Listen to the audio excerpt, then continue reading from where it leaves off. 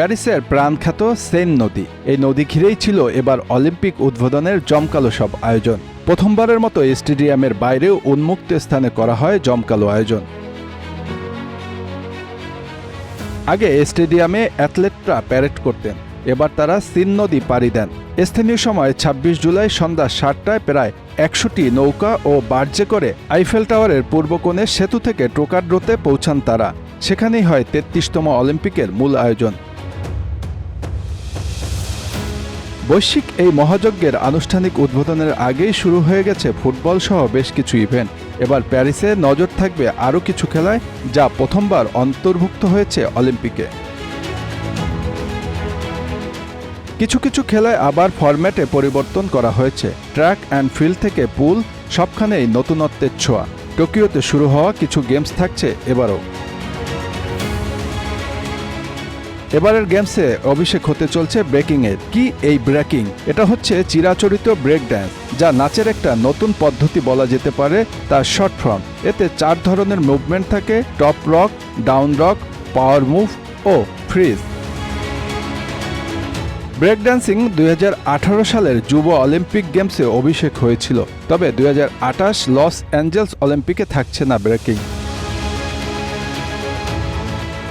ব্রেকিংয়ে B girls ও B বয়েজের জন্য আলাদা প্রতিযোগিতা অনুষ্ঠিত হবে। ডিজের বাজানো তাৎক্ষণিক ট্র্যাকের সঙ্গে ১৬ জন বি গার্লস ও ১৬ জন বি বয়েজ আলাদা করে একে অন্যের মুখোমুখি হবেন। এ খেলার সবচেয়ে মর্যাদাপূর্ণ বার্ষিক প্রতিযোগিতা রেড বুল BC1, যা শুরু হয়েছিল ২০০৪ সালে।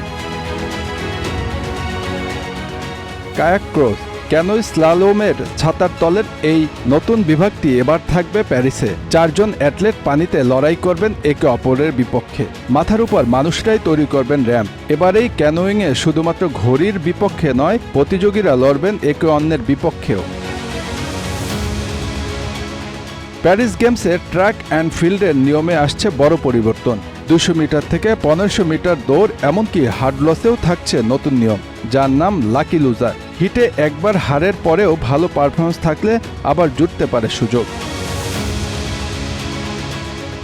সেমিফাইনালে উঠতে না পারলে একটি রপেস হিটের ব্যবস্থা থাকছে, অনেকটা কুস্তিতে থাকা রপেসের মতো, যেখানে জিতলে লাকি লুজাররা সেমিফাইনালে খেলার সুযোগ পাবেন। প্রথমবার হতে যাওয়া আর্টিস্টিক সুইমিংয়ে কম্পিটিশনে থাকছেন পুরুষরা। মেয়েদের বক্সিংয়ে থাকছে নতুন একটি বিভাগ। অন্যদিকে পুরুষ বক্সিংয়ে আবার কমছে একটি বিভাগ। শুটিংয়ে এবার মিক্সড ট্রিম ট্যাপ ইভেন্টের পরিবর্তন থাকছে mixed team skeet event. Skateboarding, surfing, climbing ও 3:3 বাস্কেটবলের অভিষেক হয়েছিল টোকিও অলিম্পিক গেমসে।